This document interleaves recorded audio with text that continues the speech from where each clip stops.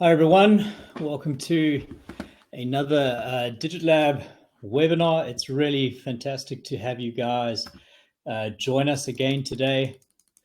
And we've just been testing out, and I've just realized I'm at the back of my presentation, which will be very boring for you if we start from there. Thank you so much for joining us today.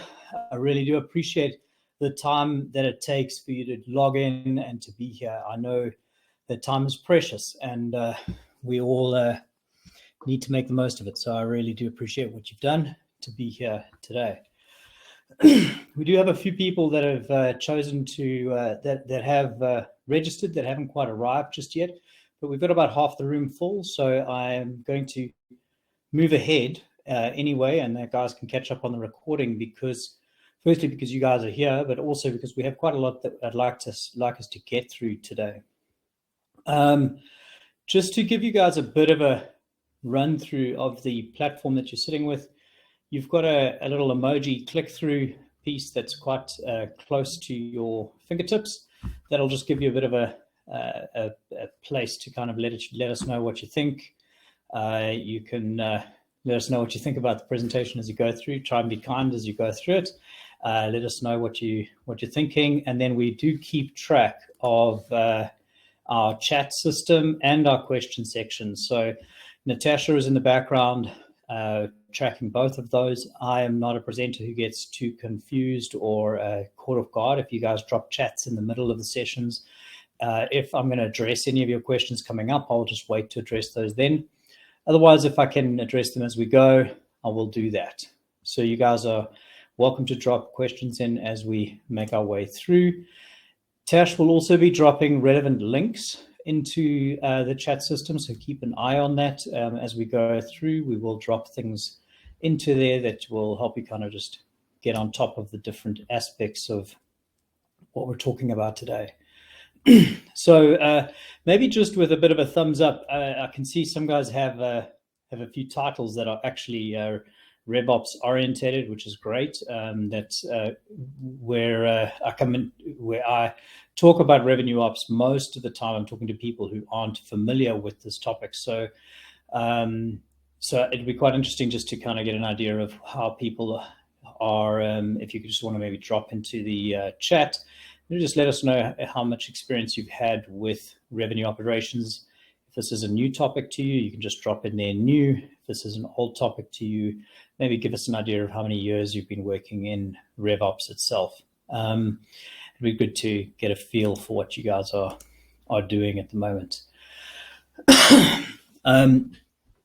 Very often, what I find with RevOps is that it is very much a new topic for a lot of people, and we tend to be very focused on a particular aspect of revenue operations, dependent on what the criteria is of the business at the moment, or I either find that people are either too hyper-focused or they're making it way too complicated. Either one of those things can be detrimental for what you're looking into. So Donnie, you might know more than I do, so we'll see how we go. Hopefully you can get some value out of this. But yes, let's see how we go. Please feel free to drop in what you need to, and if you've got any new resources, you're welcome to throw them out there. What I'm going to do today, though, is I'm going to really try and just frame revenue ops in the grander scheme of things. And I'm going to share a little bit of my journey in business and in marketing about why I believe that this revenue ops space is really important. So before I do that, we're going to drop a link to this survey that we're doing at the moment. This survey is going to be completed at the end of this month in October. We've been running it since April this year. We're surveying the digital market at the moment, and we're trying to get an understanding of what's actually happening in business, both from a marketing perspective, but also from a technology perspective, what people are utilizing in their business from a technology stack perspective as well, and really trying to understand what actually works. A lot of presentations and a lot of surveys are really focused around what we think will take place and what we think the future is going to look like. What we really want to do is understand what is actually taking place in business and what people are currently experiencing. And so that's what the survey is about. It's 16 questions long. It won't take you long to get through. But if you do take part in that, you will get will get free access to the survey when it's complete. It comes out in November.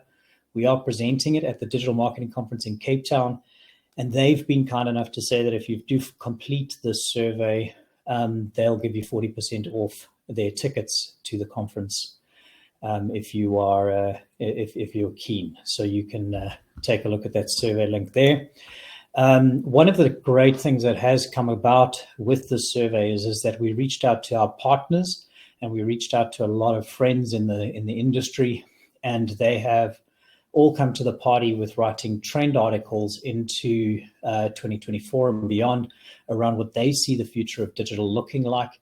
And we've got probably close to about 200 odd pages worth of trend information and survey data that's being packaged into this report.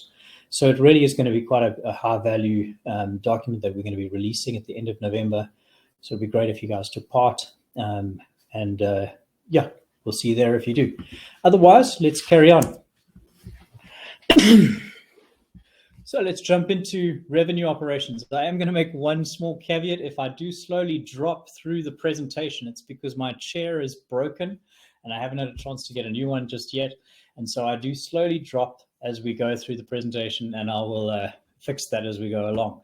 But let's jump into this revenue operations conversation. Let me share a bunch of stories with you, but we'll start with this caveat, this very basic definition and very simple definition of what revenue operations is. And really it's about bringing sales, marketing, and customer service into one space and driving revenue growth.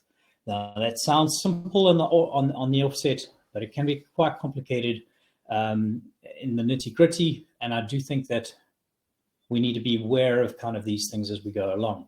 But let me share a couple of stories with you. So when I was first in college, I just graduated university, spent a year overseas, and then I went back into college, and I spent 3 years studying. And I actually studied what was known at the time to be technical production. So I studied the technical aspects of event marketing and event management. And so I was doing the lighting rigs and the sound rigs and all the power information to get to the power to the different venues and how to manage security and all of those things. I really enjoyed that side of the business. And when I left that side of things, I joined a business partner, and we started a company called EventCore, running the production for these big events. And it was good fun. And I say it was good fun in the sense that it was a grand idea that we had. We didn't get any business. In fact, the only piece of business that we got was a tour that happened at the end of the year, which we basically didn't actually do any work for, that we were actually building the business for. We just hired our services out as freelancers to go and work on the project. And what we realized, or what I realized, is that as a young, very green behind the ears and very unaware and ignorant about what the business world was that I realized that you're not going to build anything in the business world unless you have an understanding of marketing. And so I went and studied marketing. And why I said that, it was because I was really struggling to get people to know about what I was doing, get people to even knock on the door. It was just such a struggle to get clients. Now, in hindsight, sort of 20 odd years, 25 years later, I would actually say to you that my problem was sales, not marketing. But in ignorance, I went and studied marketing. And I put myself through another few years at university, and I studied marketing, and I got myself into this marketing space. And studying marketing was a really eye-opening experience. And I always said that I studied marketing to get into business. Business was always my passion. But what marketing did is it really helped me to understand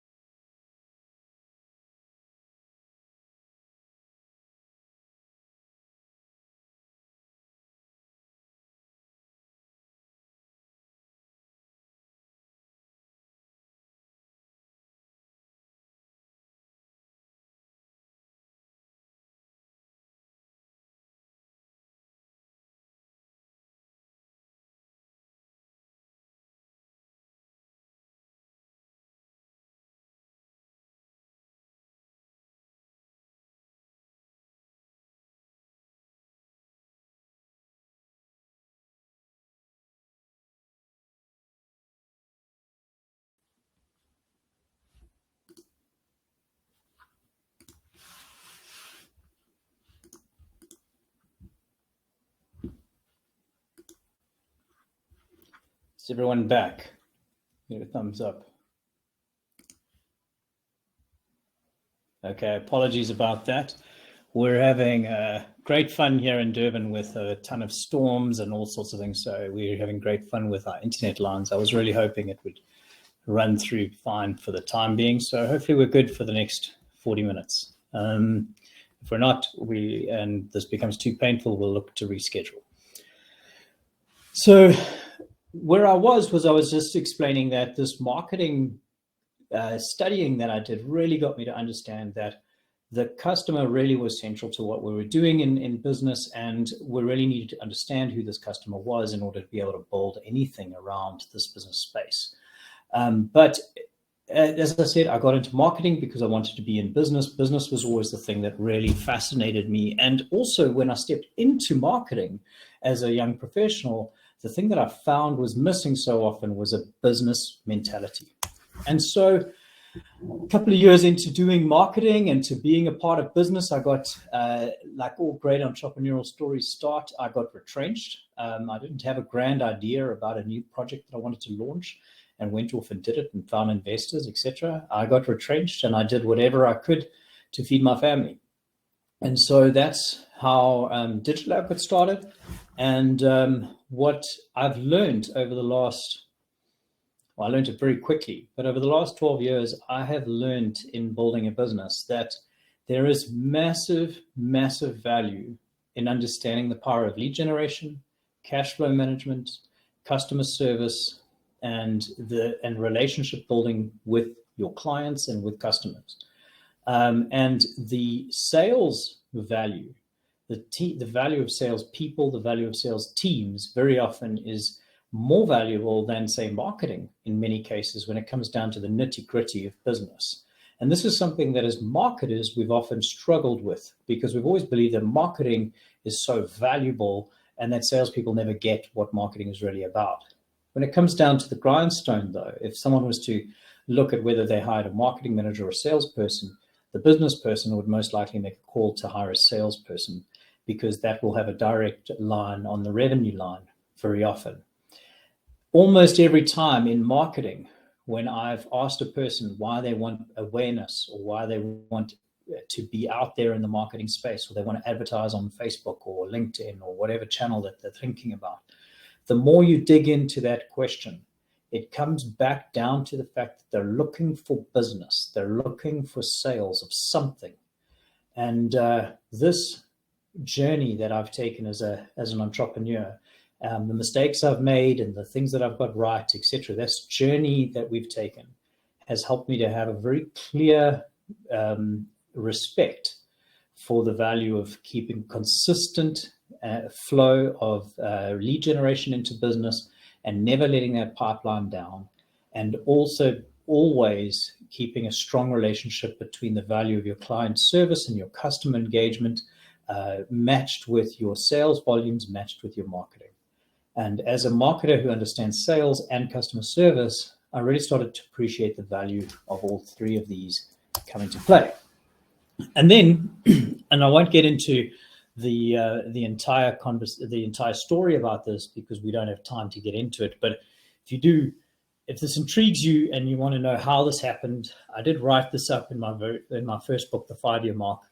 But I had the honor and privilege of bumping into in a taxi in Nigeria on the way to a conference, the founder of Wikipedia, Jimmy Wales. Now, at the time, I'd only been in business less than 5 years. He was seasoned. Wikipedia was world renowned, obviously at that time, and he was there to speak to the conference, and I was there as one of the speakers. And what I did, much to probably his disgust, is I used the 15 to 20 minutes that I had with him in a car to really pick his brain as hard as I could, because it's not very often that you get a chance to sit with a giant like this. And I questioned him consistently around this idea. At the time, I was very interested in social media, around this idea of community and like what would he have done differently, and like how does social community work, and how do these things, because he had essentially built that. He built social community around an encyclopedia, and what technologies worked, and what is the secret source, in a sense, that's going to get this thing off the ground. And he said to me something really interesting. What he said to me is that before they started Wikipedia, they launched a project called Newpedia, which from a technical perspective was exactly the same as what Wikipedia is when they launched it. The technology behind it was the exact same tech, and it failed dismally.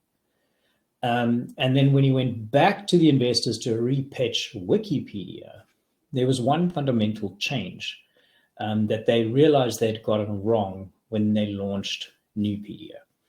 When they launched Newpedia, there was this understanding that if they built it, people would come and they would put all their knowledge and information online, and they would make that happen.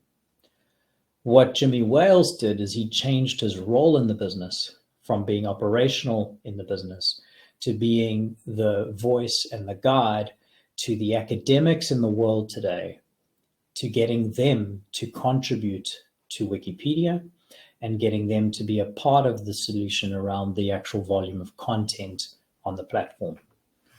And so what Jimmy taught me in that conversation, and it's been years of really digesting what he said, because what my initial takeouts were quite simple. And then as time has gone on, I've really had time to sort of digest the wisdom in what he's said. But what he's really done has helped me to understand that what he did is he focused on his primary audience. He focused on the audience that would succeed, that would help him successfully deliver the product to either his customer or who were his customer himself. And so with a platform like Wikipedia, your customer and your content creator are the same thing. And so he spent time and energy with these academics, building this community firsthand, flying to these places, meeting them, building this community, and being a part of that. That became his role as CEO.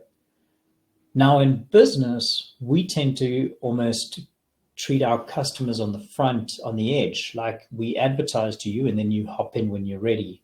We don't engage our customers the way that Jimmy Wales is suggesting that we should, in the way that he engaged his customers with Wikipedia. And I think this is something that we're missing, that we need to know our core community. It's not about how many customers we get. It's not about how many eyes we have on our business. It's not about how far we can get in our reach. It's about the right people inside our community and the value that we can bring to them. But very often when I talk to people, they don't know who their community is. They don't know who their customers are.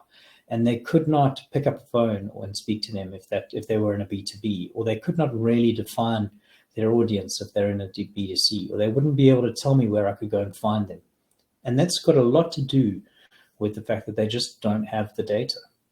There's big conversations around first party, second party, third party data. And I am a big component, obviously, with a conversation like this around first party data. I'm not going to drive big into that. We've written a lot about it on the Digitlab blog. You can dig into that if you want to. There's lots of articles online around with a lot of people that are very smart around this. But first-party data is in the marketing and sales and RevOps space is really just about building strong, very robust CRM systems and building out really valuable data sets around them. And what Jimmy's really taught me here is that we need to know our community as intimately as we can. And that's been a really valuable conversation in my life. And then I had another conversation with some IBM consultants. And what happened here was we were working together. They had contracted me on to help them get their social business tools launched in the South African market, or the African market. And what happened at this point was we were just chatting through the implementation of this. And I was asking them, what makes a product sticky? Like, we always talk about, like, you launch a product, like what makes it work? And they said something really fascinating to me, which was whenever they launch new software as IBM consultants, if it's going to succeed, the number one thing that makes it succeed is that they have to find a way to embed that software into existing process. And in essence, they're talking about change. But what they're basically saying is that people don't change. That if you want to actually get people to adopt new technologies, you've got to put it inside their existing world. You've got to make it the way they're operating today. You've got to make what you want them to do the way that they have to do their job. So you've got to shift everything to a point that there is no other option. We don't need to make the change that we're looking for an optional thing. We need to make it the only thing that people need to do in business. And so, again, a really interesting insight. And then these two books gave me two statements, which I really think are quite powerful. 0 to 1 gave me this: keep your teams as small as possible. Big teams kill big ideas. And they create so much drag in your business that you really do battle to get growth and to get growth at speed. And Good to Great wrote a really powerful sentence in one of his, and it was almost too easy to gloss over, but it was a really powerful sentence where he said that your technology is not your competitive advantage. So many people believe it is. It's the accelerator to your current competitive advantage. And this is what I believe RevOps is doing.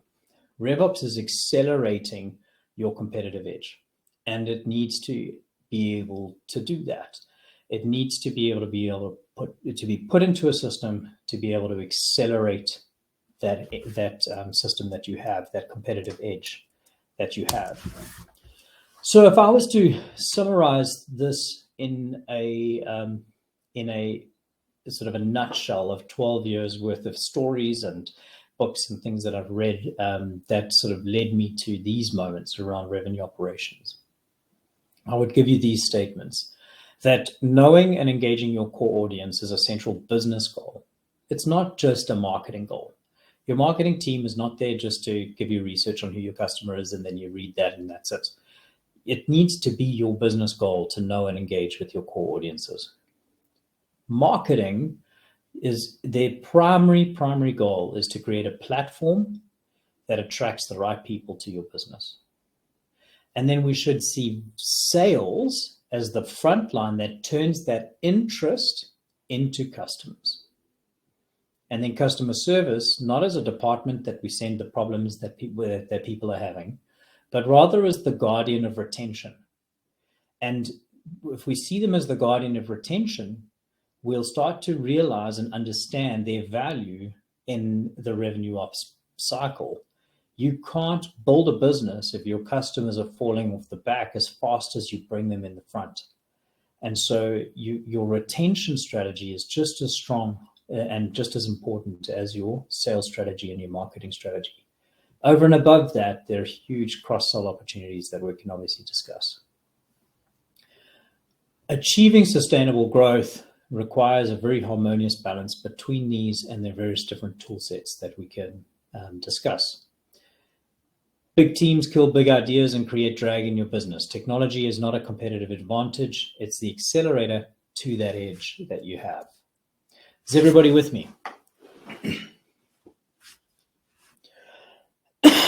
That's epic. I'm glad to know. Keep those thumbs up going just so that I know that we're actually online. So that'll be good. All right. So if we now dive into revenue ops from this perspective, we can see these kinds of definitions coming through. Revenue ops brings sales and marketing and customer service together into one place. That's its role. It's to understand that these things should be connected. These silos that we have need to be broken down. And we need to drive that revenue growth, that like its sole purpose is to drive revenue growth. And then what we need to then look at is we need to understand that it uses a key portion of what revenue ops is about is the use of technology to streamline process, to streamline collaboration, and to drive automation. And all of that is about, it helps you keep your teams fast and keep your teams small. Because if you can keep your teams fast and small, you can improve your agility, you can improve your pace into market, you can improve your pace to customer, you can do all sorts of things with that. And read 0 to 1 to understand more about what I'm talking about here. And then it takes, when you've got these types of systems in place that are able to take away from the administration that these silos create and the extra demand that these things create when you have silos, all of that repeat work, all of that administration, all of the losses in between, all of that's taking place, that you now no longer have to deal with, hopefully, if you've done it well, allows your team to now actually focus on that core customer goal that's right at the top of this list that I shared with you before, that Jimmy Wells really helped us to try and understand, was we need to focus on that customer, and we need to focus on our business's growth and the retention of that customer. And so we actually need our marketing and sales and customer teams to be focused on that point, not focused on how to streamline all the systems and how we're going to work through all the administration and all of that. We actually want our people to be completely freed up as much as possible to actually solve the issues at hand, that we can drive revenue growth through that cycle and not have to worry and pay human brain cells to solve problems that actually can be just dealt with in the technology cycles that we have. So that's revenue operations as best as I can kind of sum up in its entirety. Obviously, I think if you are understanding this, you will very quickly know that it can get quite complex in the breakdown. But again, I think people do tend to overcomplicate it, and it can be made quite simple. So this little diagram is a great diagram just to kind of showcase what that is. We've hijacked it straight from HubSpot, so don't give us the credit. But these stats have come out of statistics of people implementing revenue operations over the last sort of 10 to 12, 15 years, I suppose. And generally what people see is when you move from non-RevOps orientated mindset towards a RevOps mindset, you generally see a 10 to 20% increase in sales, 15% increase on profitability. You will generally see a formidable increase in the speed of your growth. And I can attest to that applying RevOps in my business has allowed me to do a couple of things. And I'll share this with you very, very simply. The first thing it did is it made me ask myself, where do I want to grow? And then it saw me growing exponentially in those areas.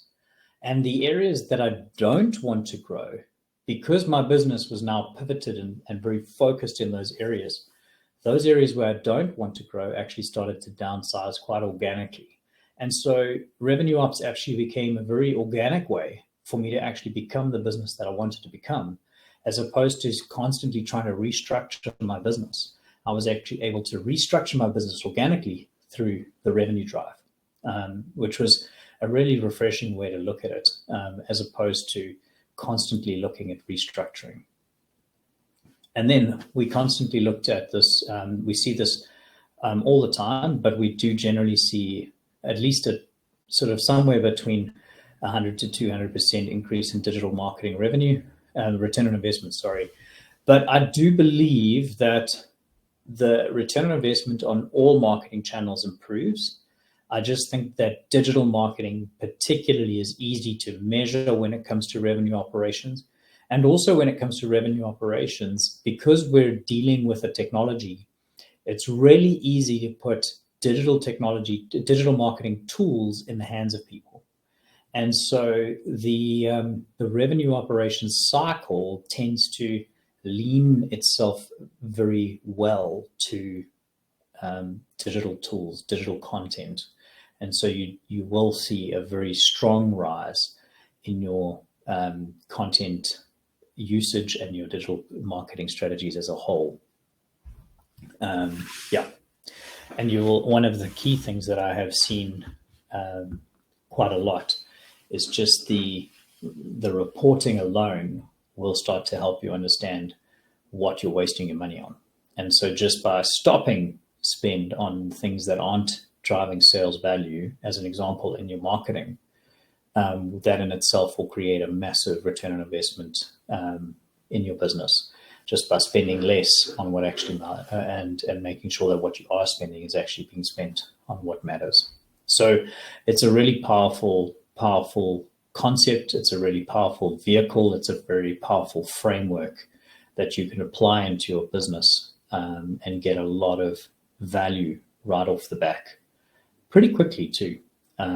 Within sort of 3 to 6 months, you should be able to see pieces of this type of value in your business quite quickly. At this point, I'm going to ask to throw a couple of questions in, because what I'm going to try and do now is, through the next couple of slides, is I'm going to try and start to make this a bit more practical. But if there are any questions, I can try and answer them through the next set of slides. So if you do have any, please feel free to drop them up in the chat. Otherwise, I'll continue as we go and assume that everybody's on the same page.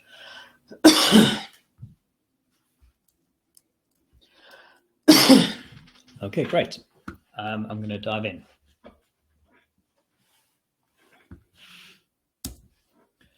So when we look at this RevOps shift that's taking place, we're going to take a very quick look at what we're going to go from to what we're going to go towards. So we're going to move from a concept of time wasted in the comparison of information towards being able to make data-driven decisions and better collaboration.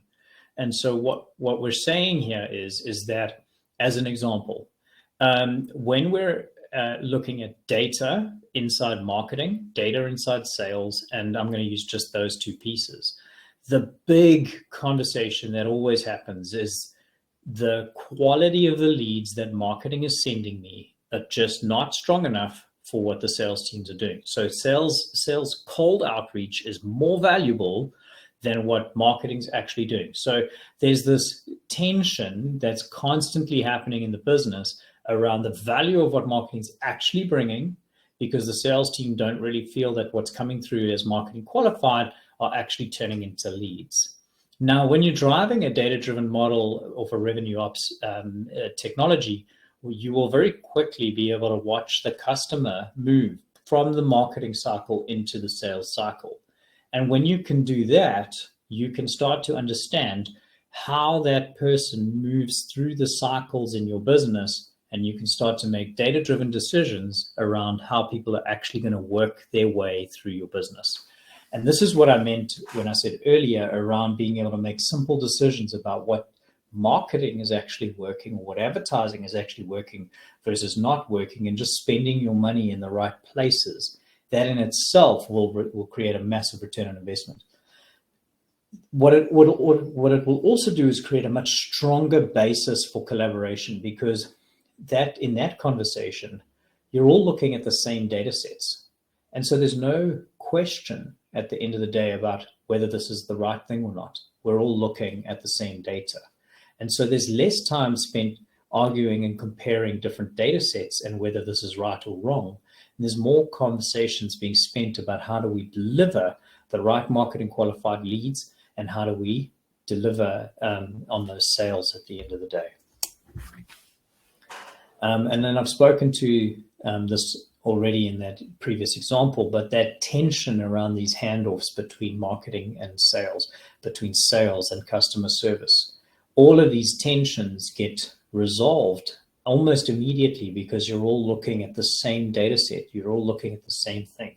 To put this into perspective, and I will use the HubSpot framework because that's the one I know the best, but the HubSpot framework works on a single customer or a single company. And so that framework is built around the, no problem, Ilma, we can catch the rest of the video. We'll chat soon. And so the single customer is built around this, every single marketing conversation, every single marketing activity that person is taking place on will be tracked against that.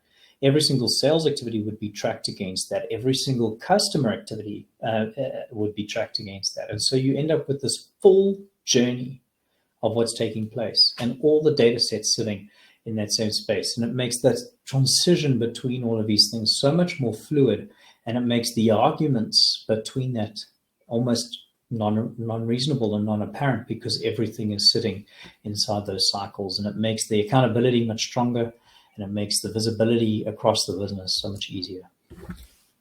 You've got these individual reports happening in silos, and you've got the single source of truth happening, like I've shared. And then you've got this very subjective mindset when it comes to forecasting, where people are making their own thoughts, feelings, gut feel about what your suggested sales forecasts look like. Whereas when you drive a revenue ops strategy and you're starting to build pipelines of lead generation cycles that work, that actually generate good quality leads, and you're developing multiple levels and channels into something, you're able to now turn that around and say, okay, well, if this is what I'm doing, I'm actually starting to build a more robust lead channel in, I'm building a more robust sales cycle in, and so I'm creating more consistency and more predictability around pipeline value. And I'm creating a more consistency and reliability around my sales turnover. And so by being able to do that, I'm turning my sales and marketing engines, which are very often gut feels, almost decisions made on like a whiff of a flume of excitement and energy. And we, instead of making them like that, we get to make them based on these decisions and these funnels and these directives that are actually quite data driven. And over time, you actually end up with a lot of stability inside an environment that is often very unstable for business people and for brands. And then finally, there's a lot of isolation taking place in business today, especially as we become more virtual. But just in general, these silos are very isolated, particularly, and the people inside them find themselves very isolated. And so the more that you're working inside a unisolated, unsiloed environment, the more that you're actually going to create a better customer experience. How many customers do you know that get frustrated with having to re-explain every situation to somebody over and over and over again because they've spoken to different people in different parts of the pipeline? And so a good CRM system backed by a good revenue operations strategy will really be able to kind of solve these systems for you. And as they solve those systems for you, a really strong revenue tactical plan or a really strong strategy behind that will really give you better win rates, better faster sales cycles. It'll give you a better revenue because that's what it's built around. That's the sole purpose of revenue ops, is to increase the revenue cycles. And so, yeah, I think that there's going to be a lot of opportunity as people move from one cycle to the next in this environment. Just jumping into some of these questions quickly just to see if there are any new ones.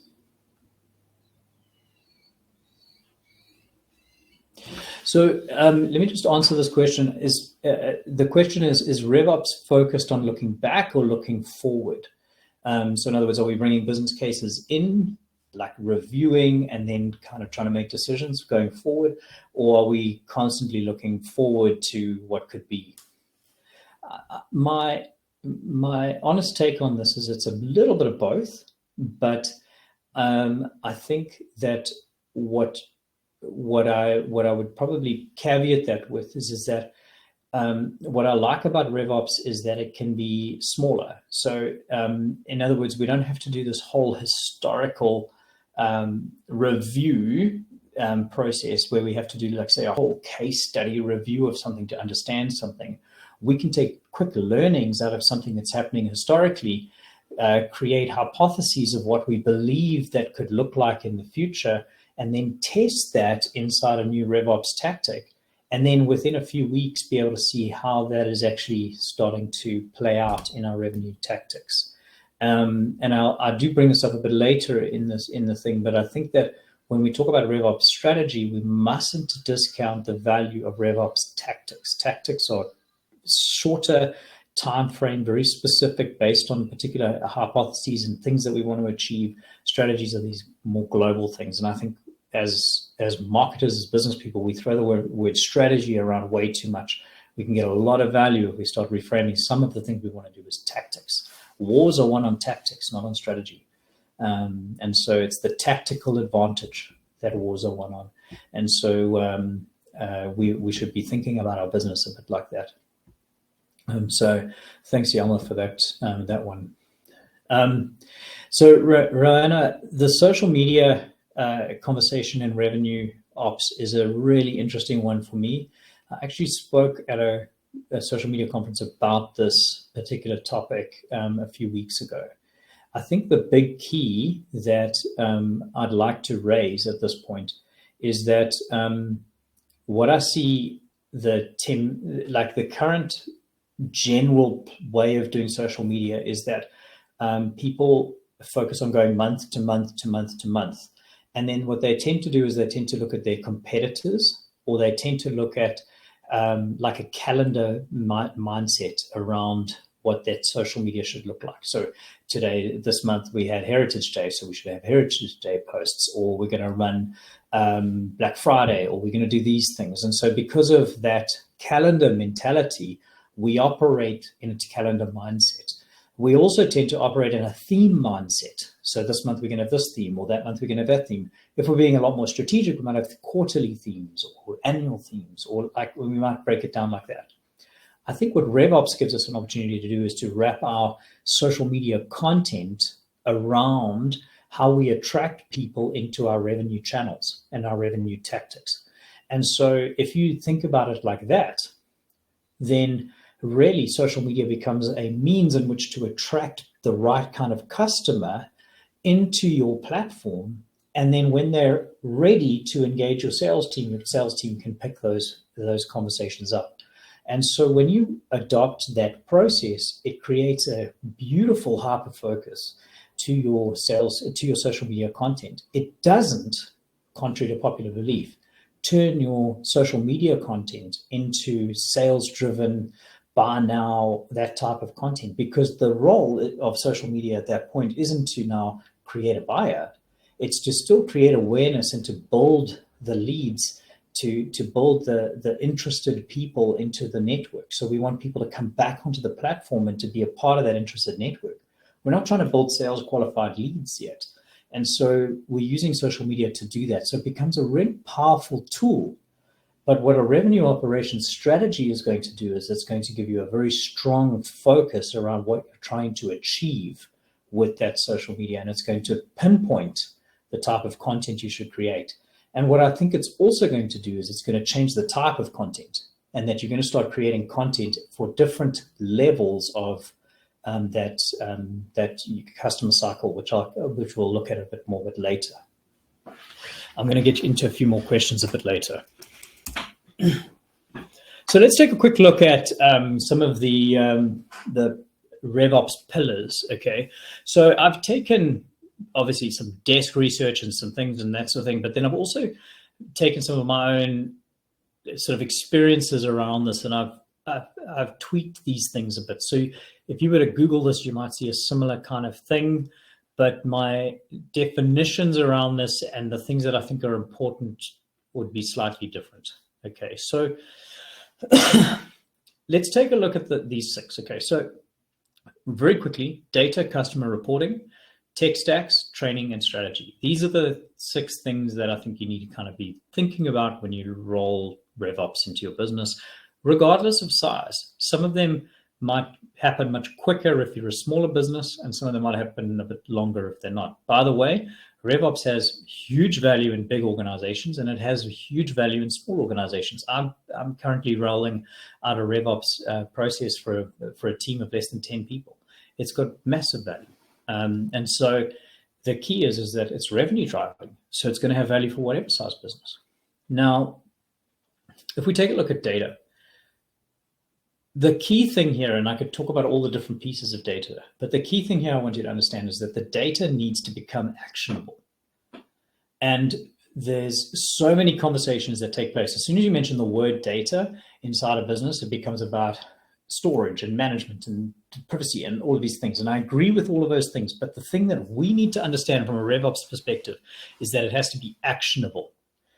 That if it's not actionable, we're never going to be able to use the data to create information, and we're never going to be able to drive velocity and visibility of that data. RevOps succeeds on the back of driving velocity and visibility.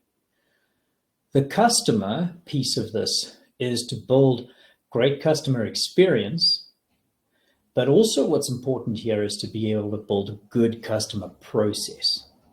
And so the processes that your customer works through your entire RevOps journey, through your entire customer journey, need to be brought to question. Because as they work through that process, that's the experience that they will have. And one good experience is great. One bad experience followed by a good experience followed by a bad experience creates a schizophrenic brand or business. And nobody walked away from a dinner going, you know what I loved about that person was the fact that they're just schizophrenic and you never know what's coming next. We don't like schizophrenic behavior from business. And so that tends to be a bad experience. And so what we need to be able to do is be consistent. And there's some beautiful case studies out there where businesses have actually, and brands have actually successfully dealt with customer service issues by lowering the level of customer service, but being consistent in doing it, rather than raising the level to a level that they couldn't actually consistently do. And so getting this process thing right in business is going to be a really powerful piece of your RevOps strategy. Reporting.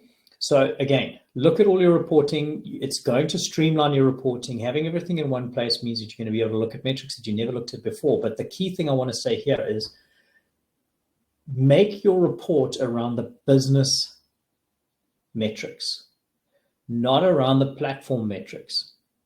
And I go on and on and on about this, so I don't want to get like sidetracked into a whole conversation that you don't need right now. But all I'm going to say here is that if you were a platform metric could be something like Facebook awareness or impressions for your ad strategy. That is not something that is going to build revenue. That is not a revenue driving metric. A revenue driving metric would be the number of leads generated, number of sales qualified leads generated, something else that's actually helping your business. That might be an indicator that you're on the right track, but that is impressions is a platform-driven metric that helps build the platform. The more impressions you chase, the more you're building Facebook's business. A sales qualified lead, the more sales qualified leads you generate for your business, the more you build your business.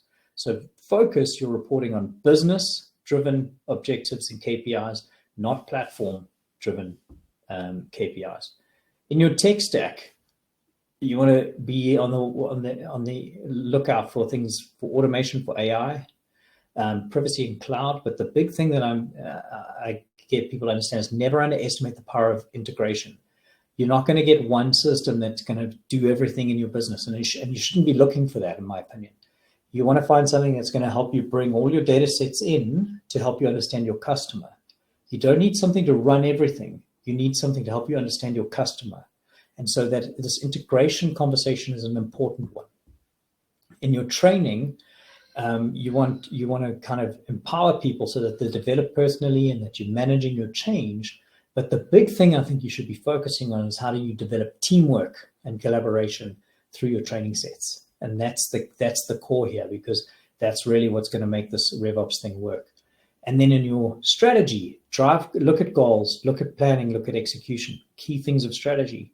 But like I said, revenue tactics win wars, tactical advantage. These are the things that will help you. Look at tactics, 1 week, 2 week, 5 week, 6 week, 8 week tactical plans. Those things will get you much further in a RevOps drive than they will with these like 1 year, 2 year strategies. And so look for these tactical advantages, look for these all the time, and build in your operational cycles as a revenue operations business. Look for those operational cycles where you are reviewing tactics and you're creating tactics and you're doing these things to just push the envelope on these revenue cycles for yourself. And so I'm going to try and get very practical here. This is a standard way of thinking about your customer. They were unaware. That's the piece that we haven't got on here. They were unaware of who you are. Now we're going to build awareness, and now we're going to make them aware of who you are. Then we're going to look at the consideration channel. They're now considering, they're thinking about buying from you. They're now deciding, they're in that decision. They've got a couple of competitors and you're in one of that mix, and they're trying to decide who to buy from. And now they've decided to buy from you. So now you're onboarding them. Now you want to retain them. Now that you've retained them, you want to expand your offering within that. Now this works if you're in a B2C or a B2B business. It might happen in 30 seconds, or it might happen over 10 years, dependent on your sales cycle, what you sell, how you sell, etc. It doesn't, the time frames don't matter. What's important are the steps. Now, the first two, awareness and consideration, sit squarely in the marketing space. Decision on onboarding, sales, retention and expansion sit in the customer service. So now we're going to work down the line a little bit more. And if I take this a little bit further and I start to look at some other language that we use, marketing should be looking at your prospects. How do we, sales tend to look at your prospects. Marketing don't look at prospects. They look at something else. They call them target audiences. And that's why they measure awareness and impressions.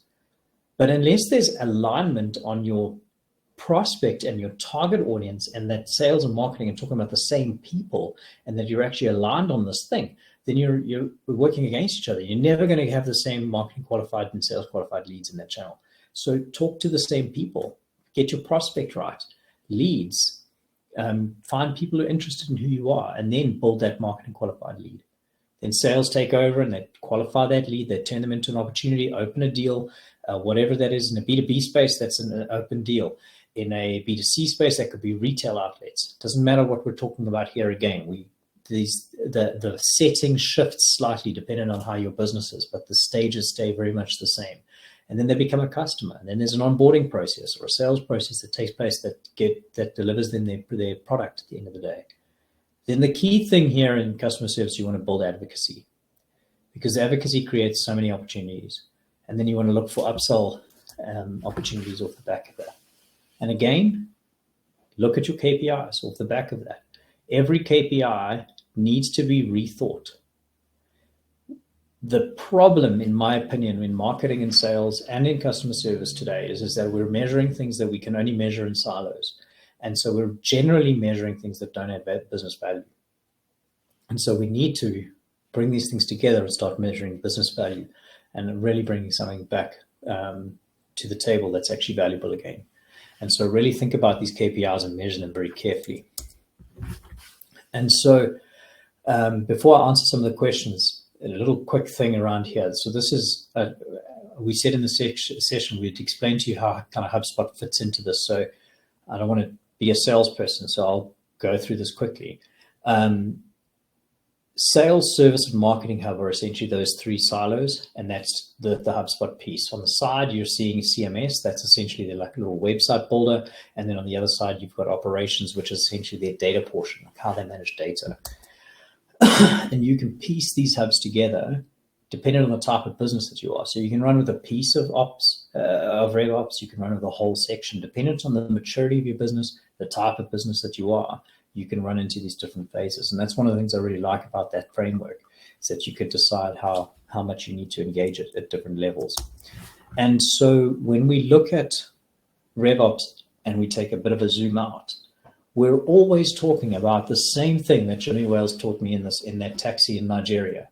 We want to focus on our customer. We want to understand who they are, and we want to bring them into our platform. We want to attract them, engage them, and delight them. And what you're now seeing is this journey through that with all these terms that you probably know: SEO and ads and blogs and social and chat systems and emails and landing pages and meetings and help desks and et cetera, all the way through. These things all make sense to us. But when we apply them in this de-siloed environment inside a revenue operations driven CRM style system, all of a sudden we can start to think differently. We can build strategies and tactics that actually draw people into our business, that are focused around building our business and building revenue for our business, instead of focused around these sort of very vast principles around marketing, or very vast principles around cold calling, or very vast principles around what good customer service is. Because those things are vast because they need to be, because they're siloed. But when you apply revenue ops, they're not siloed anymore, and they have a very clear purpose. We're here to drive revenue in the business. And that becomes a business value, which means you're a number one priority. So you can build things around this in such a powerful way. And that, for me, is why, whenever I look at marketing these days, it's a revenue conversation. It's not a awareness conversation or anything else like that. It's always a revenue conversation, because it's got to be a marketing, sales, and customer service conversation every time, because you cannot split these things up, because we're always talking about building business. We're never talking about just a campaign, because a campaign in isolation is a waste of time and a waste of money. But a revenue operation strategy can build something relatively simple, and it can build something quite complex. But as long as it's building something that drives revenue, it's always doing its job. Jumping back to some of the questions. Sorry, Rowanna, your second question here around lead gen cycles needing to be supported by good content and lead branding. So yes, definitely. So the diagram that I got on the page here for you. So your lead gen pieces are very often like on the closer of the consideration cycle. So if I actually go back a few slides here, you would see that your lead gen actually happens between the lead and the marketing qualified, and that your awareness-driven content or your interest-driven content, things that draw you near to the brand, that sort of content is going to be a prospect to lead type content. And so you need all of this content at different phases. But I'll take it a step further. Sales teams need ways to be able to follow people up without sounding like a pain in the backside.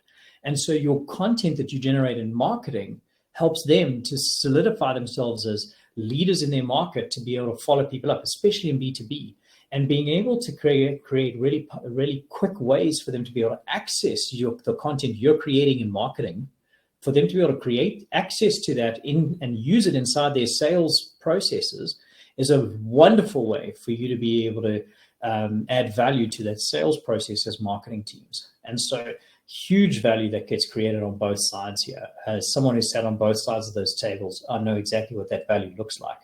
And it's massive, and especially when you can increase the visibility and the velocity at which you can get access to that content.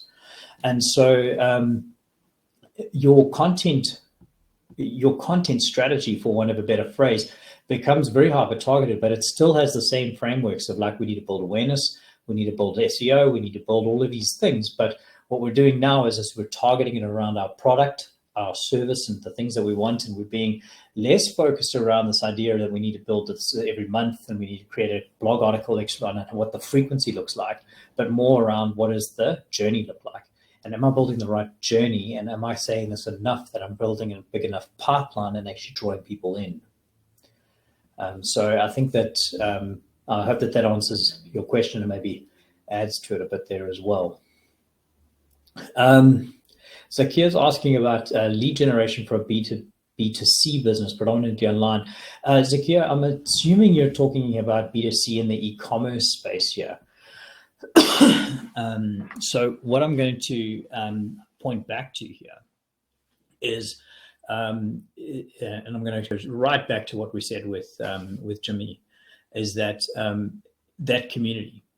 If you're not building that community, if you're not building that community into your marketing platform, into your marketing structure, you are consistently going to be buying traffic to a site of some sort, and then losing that interest, and then buying traffic to a site and losing that interest, and then so you're going to be consistently playing a buying game and losing a conversion game consistently all the time.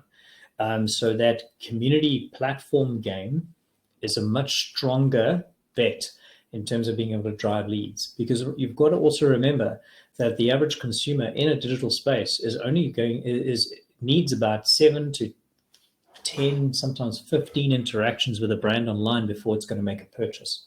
And so getting that first customer is sometimes the hardest piece of what you're doing. Most of the time, it's the hardest piece. And then that sort of customer service piece off the back of that in your B2B, B2C space, holding that customer, making sure that they're there the whole time. That's your big win. I mean, we were loyal dog food users of a particular brand for many, many years, and then something happened, and we, like that, stopped, and we're just using other dog food now. And so, for many years we spent a lot of money with just one brand, and now that money has been spent somewhere else just because of one particular issue, and it was a non-negotiable for us, and we just moved. And there was nothing that they could have done. They were as good as they could have been, but because of what happened, nothing was going to change that. So in the B2C space, the amount of energy you put into actually bringing a person on, if your CRM isn't looking after your customer service properly and your retention's not good, then you're just losing money on the front all the time. And so I would say that your best method is to build out these awareness campaigns that are built around the idea of capturing people into your community so that you know who they are. Build that first party data as fast as you can.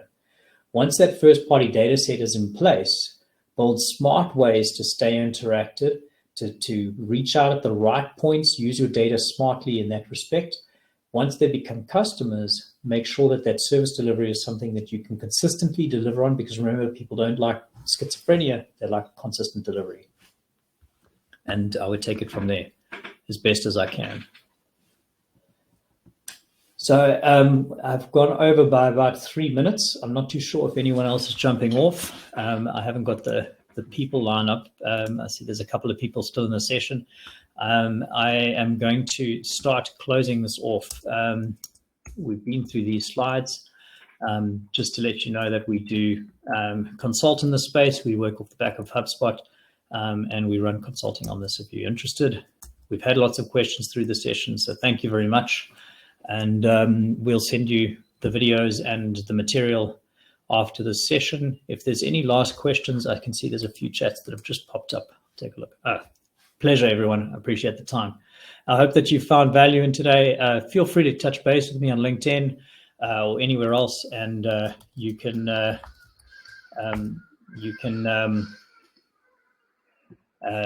touch base with me at any point, and we can chat online. We'll see you then. Have a good one. Keep well, guys. Cheers.